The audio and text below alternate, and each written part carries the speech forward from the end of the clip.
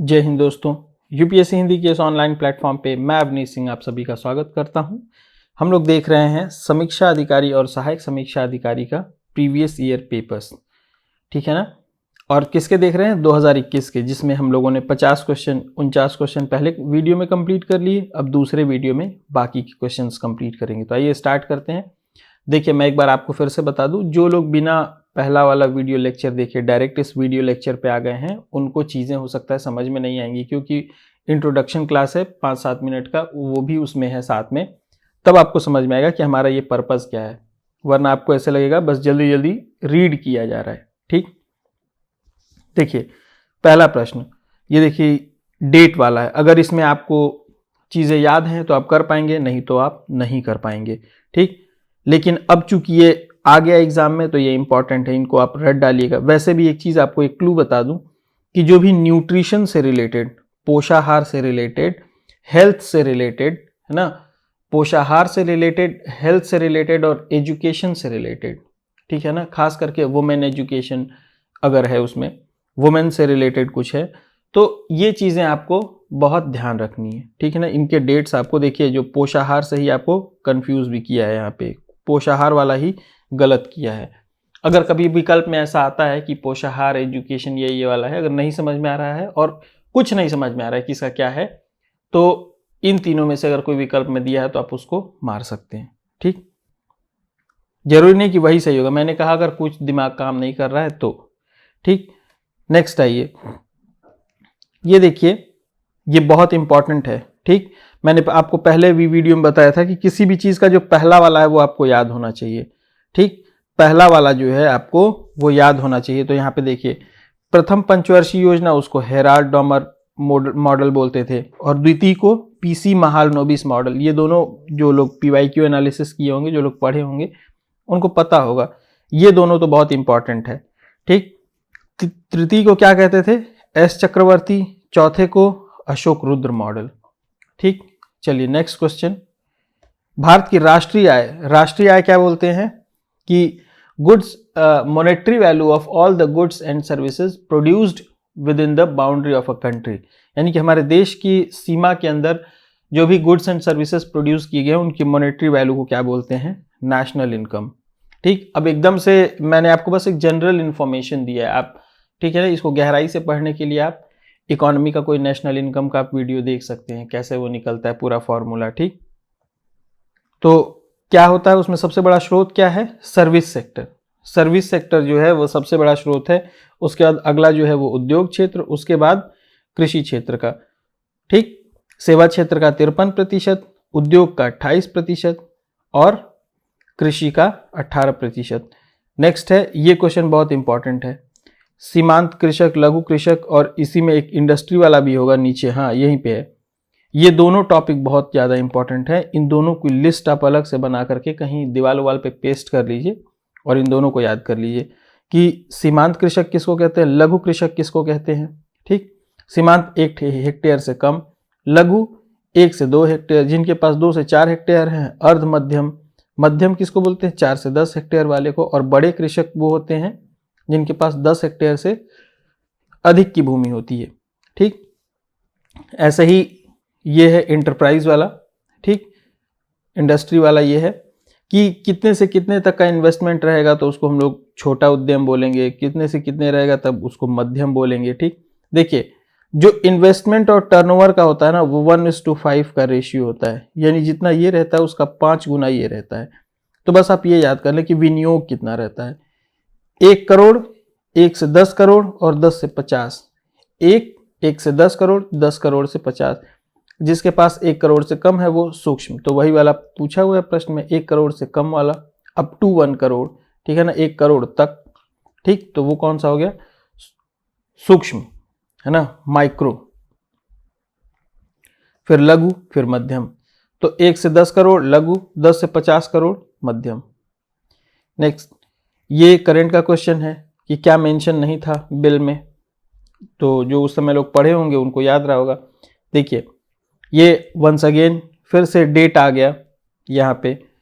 तो देखिए, इसमें जो ये company act 2013, Indian contract act 1870, partnership act 1932 और वस्तु क्रय अधिनियम 1930 दिया हुआ। तो इसमें गलत क्या है, इंडियन कॉन्ट्रैक्ट एक्ट 1870 नहीं 1872 में है। ठीक, next, consider the following governor of RBI.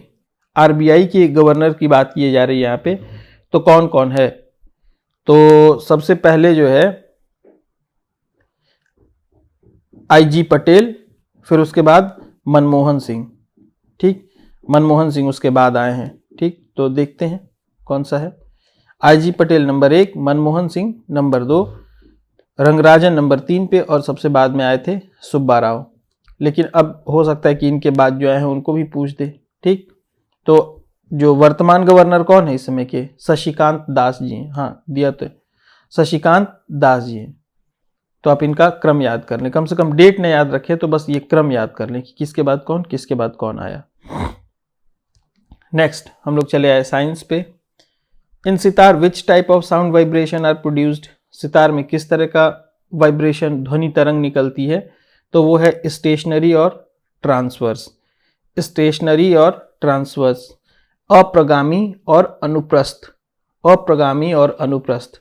इसमें एक्स्ट्रा इंफॉर्मेशन क्या दिया हुआ है? अनुप्रस्थ तरंग केवल ठोस में, ठीक है ना, केवल ठोस में तनावयुक्त डोरियों में या द्रव के पृष्ठ पर ही उत्पन्न की जा सकती है। तो दे सकता है अगली बार क्वेश्चन कि इनमें से किन में जो है अनुप्रस्थ तरंग नहीं उत्पन्न की जा सकती है। Next, which of the following statement is not correct?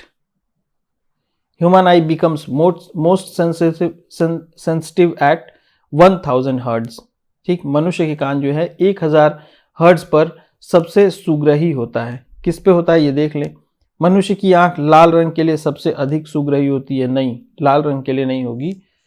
वो देखिए, क्योंकि जो इसका जो वेवलेंथ होता है ना वो बहुत ज्यादा होता है।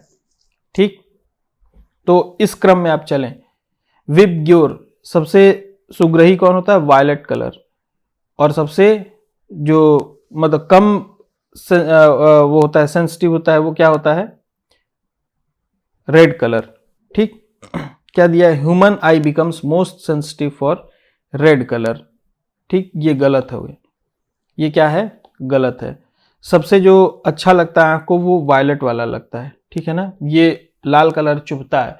इसीलिए देखिएगा ट्रैफिक या ट्रेन में या जो भी इस तरह का जो खतरे वाली लगाई जाती है वो लाल रंग की लाइट लगाई जाती है वहां पे। ठीक, नेक्स्ट, दो एक जैसे बल्ब को किस प्रकार जोड़ने पर अधिक रोशनी मिलेगी? किस प्रकार से जोड़ने पर अधिक रोशनी मिलेगी बताएं। If both are connected in series या both are connected in parallel. जब पैरेलल में कनेक्ट होगा तब ज्यादा मिलेगा। ठीक है ना, क्योंकि उस समय क्या होता है, जो प्रतिरोध होता है वो न्यूनतम होता है। पैरेलल सीरीज, पैरेलल करंट में क्या होता है, जो प्रतिरोध होता है वो न्यूनतम होता है। ठीक, ये ध्यान रखेंगे आप लोग। चलिए आगे।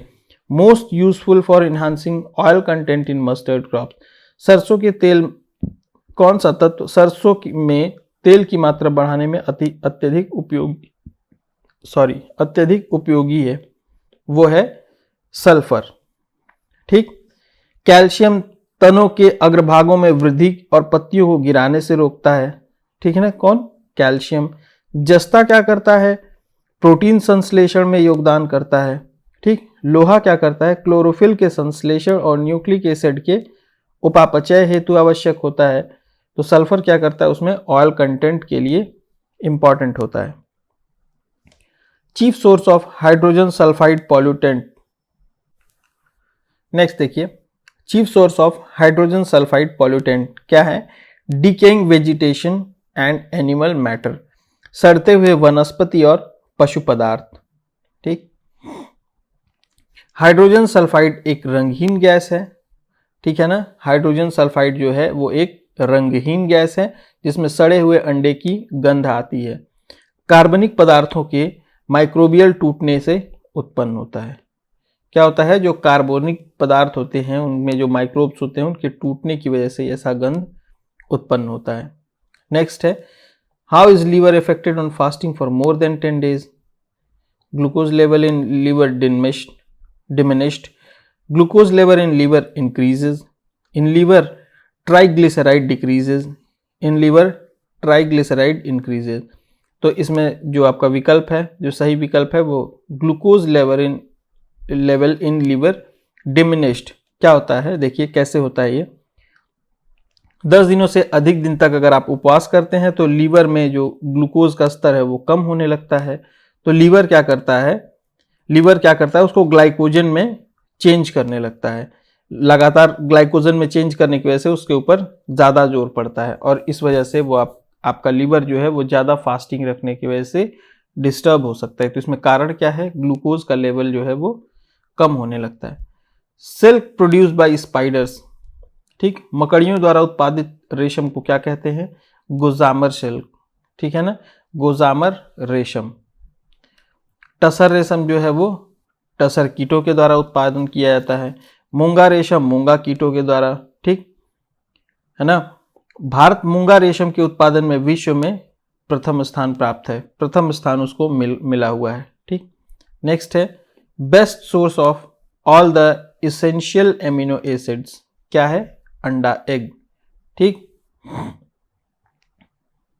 नेक्स्ट तुलसी प्लांट, तुलसी प्लांट में क्या पाया जाता है जिसकी वजह से वो इंपॉर्टेंट हो जाता है, ठीक, उसका महत्व किस वजह से है, उसमें फिनॉल्स और फ्लेवोनॉइड्स ये चीज़ें पाई जाती हैं, ठीक है ना, इसके वजह से वो इंपॉर्टेंट हो जाता है।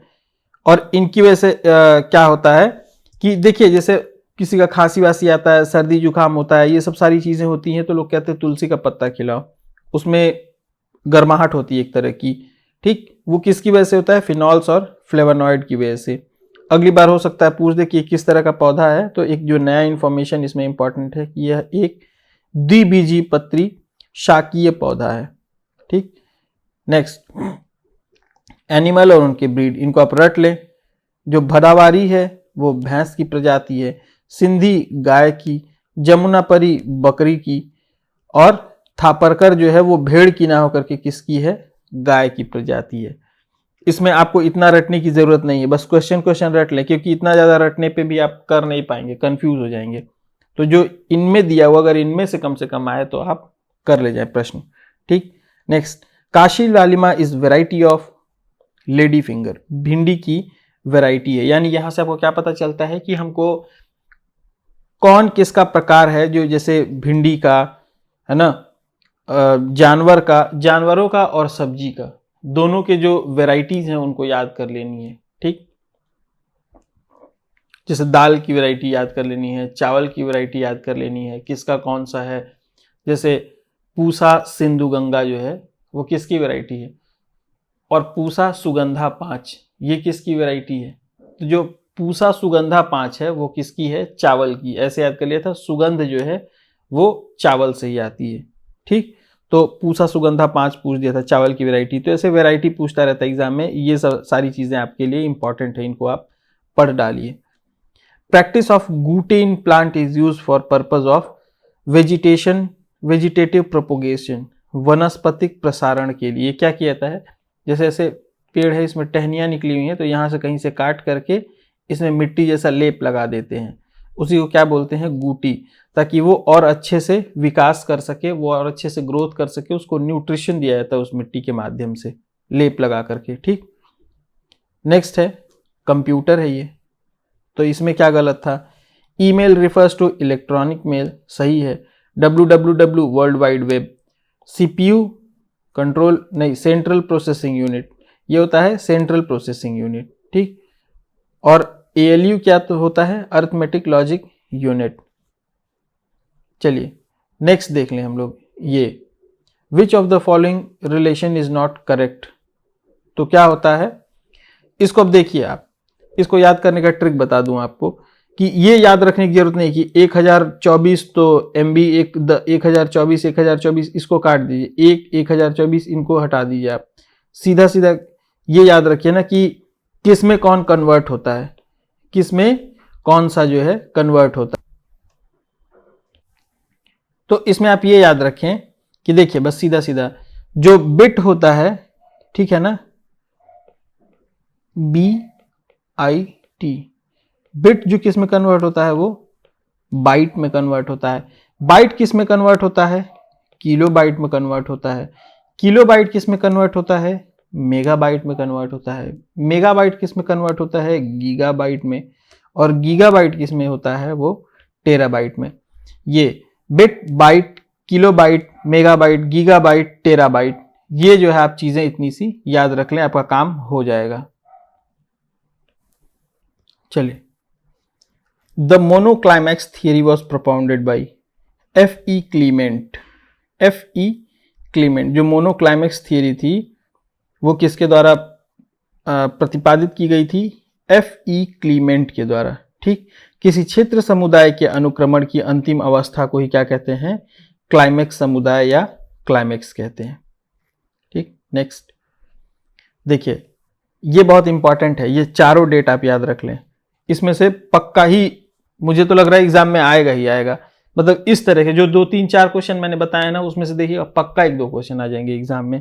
ठीक, इसमें कम से कम वन संरक्षण 80 और पर्यावरण संरक्षण अधिनियम 1986, ये दोनों तो बहुत ज्यादा इंपॉर्टेंट है, पहले और दूसरे।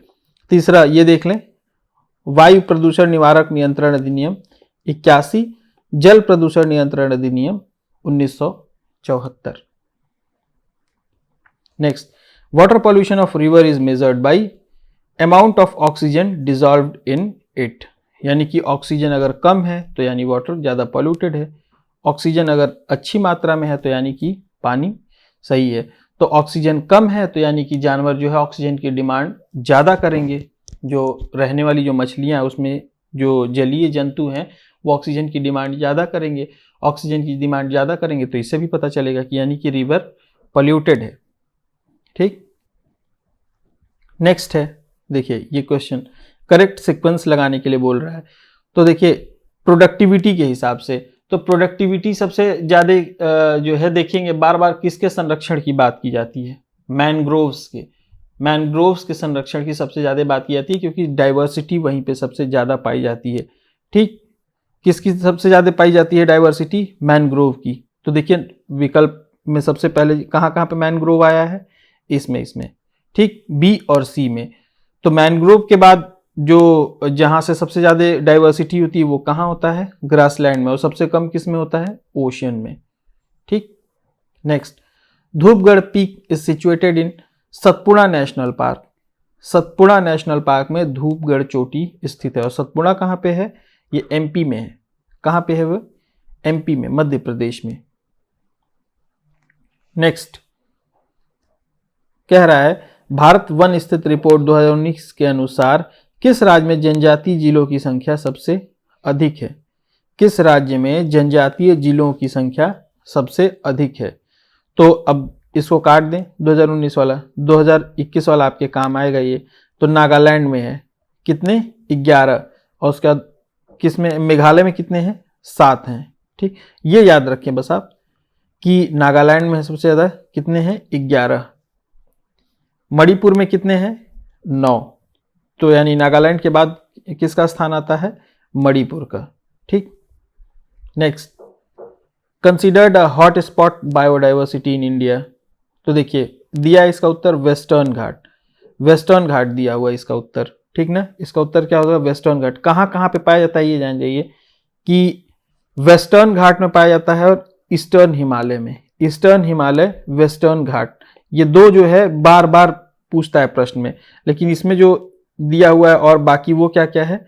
देखिए पश्चिमी घाट हिमालय का, पूर्वी हिमालय का क्षेत्र खास करके, इंडो बर्मा क्षेत्र यानी कि नॉर्थ ईस्ट रीजन जो है इंडिया का। ठीक, और सुंडालैंड जो कि कहाँ पे है? अंडमान निकोबार। ये भी बहुत इंपॉर्टेंट टॉपिक है। देखिए जो इंपॉर्टेंट है जो मैं बता रहा हूं वहां से पक्का ही प्रश्न आना ही आना है, ये आप जान जाइए। ठीक, नेक्स्ट, किस वर्ष में प्रयागराज उत्तर प्रदेश के किले अंग्रेजों ने अधिकार स्थापित किए? सीधा सीधा अगर रटा रहेगा तो आ जाएगा 1797 में। ठीक, 1797 में। देखिए इसमें कुछ इंपॉर्टेंट इंफॉर्मेशन उसको देख लेते हैं। शुजाउद्दौला के पश्चात आसफुद्दौला और फिर 1797 में उसका भाई सादत अली अवध का नवाब बना था। सादत अली अवध का नवाब बना। सादत अली ने 1801 में प्रयागराज सहित कई अन्य क्षेत्रों में अंग्रेजों को सौंप दी, जिसके बदले में उसे सुरक्षा की गारंटी प्राप्त हुई। इंडियंस को वही चाहिए था, सुरक्षा चाहिए थी। ये करंट अफेयर। नेक्स्ट, ये सीधे सीधे अगर रटे हों तो इन क्वेश्चन के रिपीट होने के चांसेस जो है वो बहुत कम होते हैं, बिल्कुल लगभग ना के बराबर होते हैं। ठीक, तो बस आप इनको एक बार रट लीजिए, अगर कहीं आए गलती से तो कर लीजिएगा आप। ठीक, क्या जो दिन जन्म भयो का धरती धसी अढ़ाई हाथ, ये मतलब अगर हो गया तो हो गया, बस ये तुक्के वाली बात है कि अगर कोई पढ़ा होगा तो मुझे तो नहीं लगता कि ये किसी को आया होगा। ठीक, ये आल्हा की कही हुई बात है ये। ठीक, आल्हा रुदल थे ना, वो क्या कहते हैं उनके टाइम में, देखिए पढ़ ही लेते हैं क्या रहे हैं। आल्हा और उनके छोटे भाई रुदल जो थे, उनका जन्म कहाँ हुआ था? बुंदेलखंड क्षेत्र में हुआ था, जिसको महोबा वाला जो एरिया है उसको बोलते हैं। किसके समय में? चंदेल वंश का शासन उस समय चल रहा था। ठीक, कौन राजा था? परमादिदेव। ठीक है ना, कौन राजा था? परमादिदेव। और आल्हा और रुदल उनके क्या थे? मंत्री थे। ठीक, next, not flow over the state of UP. हाँ, यानी कि नदियां जो उत्तर प्रदेश से होकर के नहीं बहती हैं। तो अब ये याद करने से बढ़िया है कि कौन सी नदी उत्तर प्रदेश से नहीं बहती है, ये याद कर लें कि कौन कौन सी उत्तर प्रदेश से बहती है, तो आसान हो जाएगा अगली बार विकल्प छांटना। सोन, हिंडन, गंडक, इनके अलावा कौन कौन से हैं? घाघरा, चंबल, केन, बेतवा और रामगंगा। इन नदियों की क्या करें, आप लिस्ट बना करके रख लें, आपको ऑप्शन एलिमिनेट करने में सहायक होंगे। Next, true about UP. ठीक है ना, उत्तर प्रदेश के बारे में क्या सही है? देखिए, it is the largest hub of sugarcane production में कौन नंबर 1 पर है? यूपी है, बात सही है। और दूध के प्रोडक्शन में ये भी यूपी है, ये भी सही है। ठीक, चावल का सबसे बड़ा उत्पादक कौन है? वेस्ट बंगाल है, वेस्ट बंगाल है। चावल का अगर पूछेगा ना क्षेत्र किसका बड़ा है चावल उत्पादन का, एरिया के मामले में, तब यूपी आएगा, नहीं तो वेस्ट बंगाल। और उत्पादकता में चावल के सबसे कौन नंबर 1 पर है? पंजाब। ठीक है ना। नेक्स्ट चलिए देखते हैं, ये हो गया। नेक्स्ट है ये कि उत्तर प्रदेश के विभिन्न स्थानों में आयोजित भारतीय राष्ट्रीय कांग्रेस के अधिवेशन के संदर्भ में आप ये बात कर रहा है। ठीक, बनारस 1905। ठीक, 1916 लखनऊ, जिसमें कौन थे? मजूमदार थे। कौन थे? मजूमदार, है ना। इन्हीं दोनों से आपको क्या है मिल जाएगा। देखिए, 1905 बनारस गोपाल कृष्ण गोखले, लखनऊ में 1916 अंबिका चरण मजूमदार, कानपुर में 1920 सरोजिनी नायडू। ठीक, और मेरठ में 1946। ये बस मुझे नहीं याद था एग्जाम के टाइम में, ये मुझे नहीं याद आता, लेकिन इन तीनों से ही मेरा काम चल जाता है। और वैसे भी ये तीनों बहुत इंपॉर्टेंट हैं, 1916, 1905, 1925, ये आप जरूर याद कर लें तीनों। जल विहार मेला बुंदेलखंड, बटेश्वर मेला पश्चिमांचल, बलदेव छठ का मेला फरीदाबाद हरियाणा में, शुक्रताल का मेला मुजफ्फरनगर। ये आप याद कर लें, रट लें इसको। District of UP does not share boundary with Nepal. कौन कौन से, तो अब ये नॉट शेयर याद करने से बढ़िया कि कौन कौन से शेयर करते हैं वो याद कर लें। बलरामपुर, श्रावस्ती, लखीमपुर, इनको आप मैप में देख लीजिए, एक बार मैप खोलिए यूपी का, और इनको आप बलरामपुर, श्रावस्ती, ऊपर कौन कौन से नेपाल को टच करते हैं ऊपर, वो आप देख लें। बलरामपुर, श्रावस्ती, लखीमपुर खीरी, ठीक है ना। और इनके अलावा बहराइच, पीलीभीत, सिद्धार्थनगर और महाराजगंज, इतने जिले जो है वो टच करते हैं। नेक्स्ट है, उत्तर प्रदेश के निम्नलिखित में से किस ऐतिहासिक मेले में हिंदू और मुसलमान दोनों आते हैं? नौचंडी मेला कहाँ लगता है? मेरठ में। नौचंडी मेला कहाँ पे लगता है? मेरठ में। Next, percentage of workforce in total population of UP. जो यूपी का टोटल पॉपुलेशन उसमें कितने प्रतिशत जो है वर्कफोर्स में है? तो 23.7%, 23.7% है। ठीक, इन विच ईयर निम्नलिखित में से वर्तमान उत्तर प्रदेश का प्रायः संपूर्ण क्षेत्र बंगाल प्रेसिडेंसी से अलग कर दिया गया। बंगाल प्रेसिडेंसी से अलग करके आगरा प्रेसिडेंसी के अधीन कर दिया गया। कब? 1833। ये टफ क्वेश्चन है, ठीक। ये सब क्वेश्चन एग्जाम में नहीं हो पाते हैं। अब भले कोई सामने से कह दे कि मैं तो कर लूंगा, मैं तो कर लिया था, लेकिन ये सब बहुत थोड़ा मुश्किल होता है, ये ऐसे डेट वाला सीधा आ जाता है। तो जो मैं आसान बता रहा हूँ, कम से कम उन पे अपना फोकस रखिए, करंट अफेयर पे अपना फोकस रखिए, पॉलिटी के क्वेश्चन पे अपना फोकस रखिए, और हिंदी के क्वेश्चन पे अपना फोकस रखिए। ये साइंस पे फोकस रखिए, हिस्ट्री पे ज्यादा जोर नहीं मारना है, ठीक ना। हिस्ट्री तो भैया लुटिया डुबोएगा, या तो उसको कायदे से रट लीजिए सारा डेट वेट। चलिए, एरिया अंडर ट्यूबवेल इरिगेशन, तो सबसे ज्यादा ट्यूबवेल से ही होता है, 75% के आसपास, ठीक ना। यूपी में 75% के आसपास जो है वो ट्यूबवेल से ही इरिगेशन होता है। नेक्स्ट ये है, कौन सा जो है पहले जो ये सिटी थे, शहर थे, उनका पहले नाम क्या था? अलीगढ़ का कोइल, महोबा का महोत्सव नगर, कन्नौज का महोदय श्री, बुंदेलखंड का जेजक भुक्ति। तो ये दोनों जो है आपको आसानी से याद आ सकते हैं, ठीक। ये दोनों इंपॉर्टेंट हैं, ये दोनों का कम से कम याद कर लीजिएगा, ठीक। Next, who led Banaras rebellion, Banaras विद्रोह को मतलब किसने जो है नेतृत्व किया था? राजा चेत सिंह, ठीक है ना। ये कब हुआ था? 1780-81 में, और इसका नेतृत्व किसने किया था? राजा चेत सिंह ने किया था।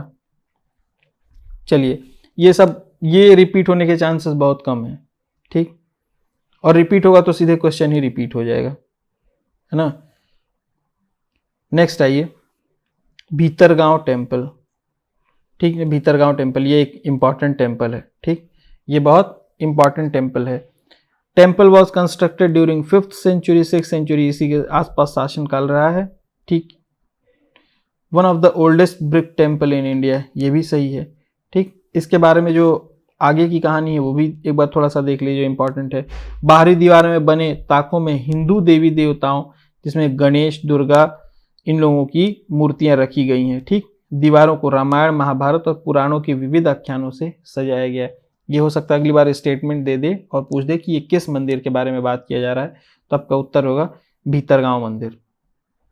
और तीसरा एक और क्वेश्चन बन सकता है कि भीतरगांव टेम्पल देखिए कहाँ पे है, तो आपका उत्तर होगा कानपुर में।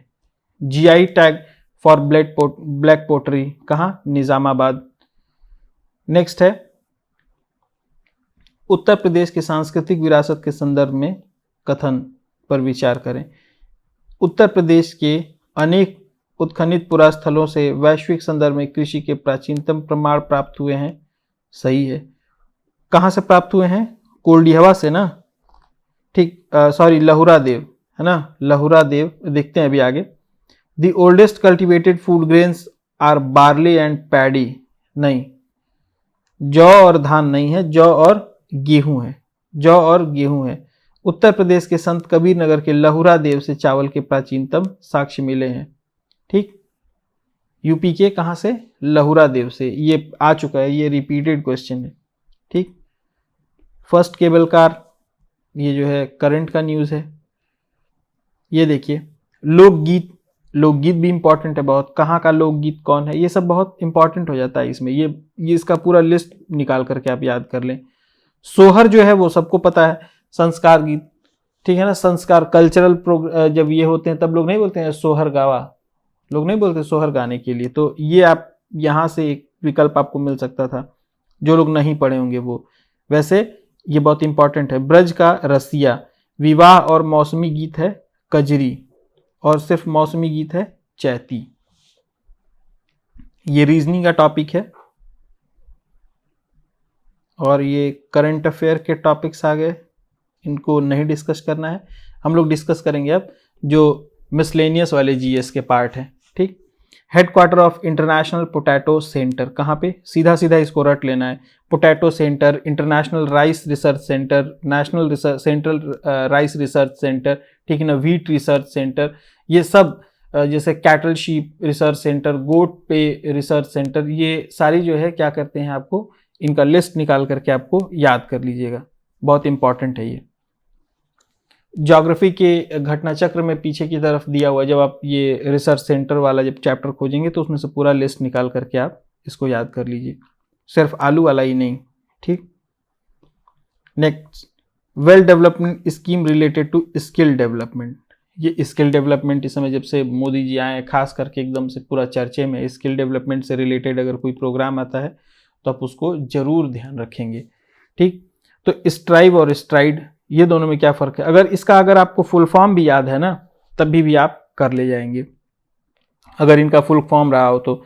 Skill strengthening for industrial value enhancement और scheme for trans disciplinary research for India's developing economy, अगर फुल फॉर्म याद रहा होगा तो आप कर लिए होंगे। ये दोनों का फुल फॉर्म, ये चारों का फुल फॉर्म आप याद कर लें। ठीक, नेक्स्ट ये देखिए संकल्प का क्या है, skill acquisition and knowledge awareness for livelihood. ठीक, तो ये जो है एक तुक्के की बात हो जाती है कि आप इसको सही मार लेते हैं या नहीं।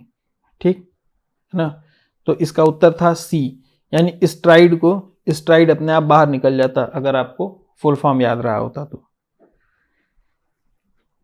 Next, who publishes central climate risk index report.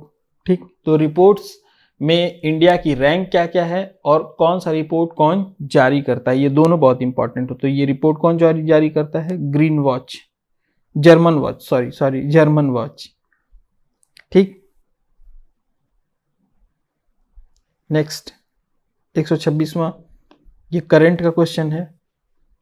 127वां, disaster management act, ये जरूर याद रखें, ये बहुत इंपॉर्टेंट है। Disaster management act was passed by parliament in 2005।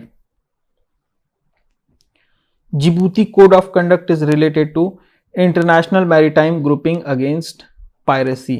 ये जो लोग न्यूज़पेपर वगैरह ध्यान से पढ़ते होंगे वो लोग इसको कर लेंगे, कहीं ऐसे बुक में नहीं दिया हुआ है ये।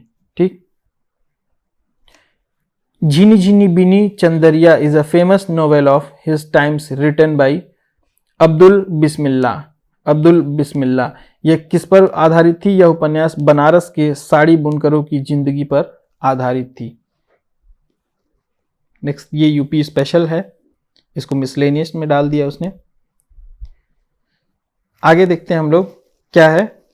देखिए, दूध में लैक्टोज पाया जाता है, कॉटन में सेलुलोज पाया जाता है, कम से कम ये दोनों तो, ये और हनी में ग्लूकोज और फ्रक्टोज दोनों पाया जाता है। ये थोड़ा सा आप कंफ्यूज, ये दोनों कंफ्यूज कर सकता है, ये दोनों तो सीधा सीधा पता चल जाएगा। ठीक, तो चुकंदर में चीनी, शहद में ग्लूकोज और फ्रक्टोज, कपास में सेलुलोज और दूध में लैक्टोज पाया जाता है। इंडियन अर्बन ऑब्जर्वेटरी, अभी बताया था ना कि लिस्ट निकाल के याद कर लीजिए। तो देखिए एक और आ गया, कहाँ पे सिचुएटेड है, न्यू दिल्ली में। कहाँ पे सिचुएटेड है, न्यू दिल्ली में। देखिए, सर्वाधिक उत्पादन आम उत्तर प्रदेश, लीची बिहार, नारियल केरल, सेब जम्मू कश्मीर। सेब कहाँ पे, जम्मू कश्मीर। ब्रेंट इंडेक्स से संबंधित है, ठीक है ना, कौन सा, ब्रेंट इंडेक्स से संबंधित है, क्रूड ऑयल प्राइसेस। ठीक, क्रूड ऑयल जो ब्रेंट इंडेक्स है कच्चे तेल की कीमतों से संबंधित है। ठीक है ना, इसी को बेस बना करके दुनिया भर में खरीदारी की जाती है तेल की। देखिए, भाषा कौन सी कहाँ की है, डेनमार्क की भाषा है डेनिश, नीदरलैंड की डच, चीन की मंदरिया, थाईलैंड की थाई। भाषा कहाँ की, इंडोनेशिया। भाषा कहाँ की भाषा है, इंडोनेशिया की। कहाँ की, इंडोनेशिया की। और अपने इंडिया की हिंदी है नेशनल लैंग्वेज, क्या है, हिंदी है क्या ऑफिशियल लैंग्वेज इंडिया की हिंदी है, ये कहीं ऑफिशियली ऐसा दिया गया है, ये आप लोग बताइएगा मुझे कमेंट में। ठीक ना। Next, once again current news का है ये। ठीक, नेक्स्ट है प्राइमरी एनर्जी, टाइडल एनर्जी क्या है, प्राइमरी एनर्जी नहीं, ये नहीं है। नॉन कॉमर्शियल एनिमल डंग, नॉन कन्वेंशनल सोलर, ये गलत है, पहला वाला प्राइमरी एनर्जी नहीं है, टाइडल एनर्जी। ठीक है ना। प्राथमिक ऊर्जा के अंतर्गत क्या क्या आते हैं, ऐसी ऊर्जा को शामिल किया जाता है जो प्राकृतिक रूप से मौजूद हो। ठीक है ना, जो प्राकृतिक रूप से मौजूद हो। तो टाइडल एनर्जी क्या होती है, उसे मानव द्वारा मतलब किसी भी रूप में संशोधित नहीं किया गया हो, किसी भी रूप में क्या है, संशोधित नहीं किया गया हो। नेक्स्ट 140वां, देखिए अब ये भी डेट वाला है, ये भी क्या है, डेट वाला है। विलेज स्कीम 1952, सामुदायिक विकास कार्यक्रम 1952 2 अक्टूबर को, प्रजातांत्रिक विकेंद्रीकरण का संस्तुति 1957, जिला ग्राम विकास अभिकरण 1999। अगर ये कम से कम ये नहीं भी याद कर पा रहे हैं तो कम से कम ये डेट याद कर लें। ठीक, तो आज के लिए इतना ही।